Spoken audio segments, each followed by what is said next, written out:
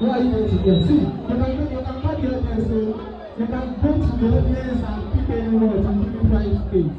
If 5K is not good. So you know what you can say, you are looking at 10K. Okay, I buy it for you, okay, 5K.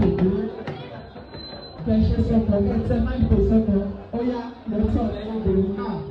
Hey, you got a one for that's all I know.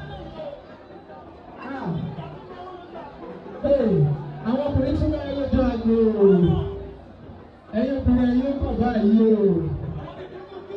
Èmi ò fẹ́, wọ́n ti máa lè fẹ́, bùkà lẹ́yìn kò lè lè. Wọ́n ti máa lè fẹ́, ọ̀yá wíṣí kò fẹ́ lọ́wọ́.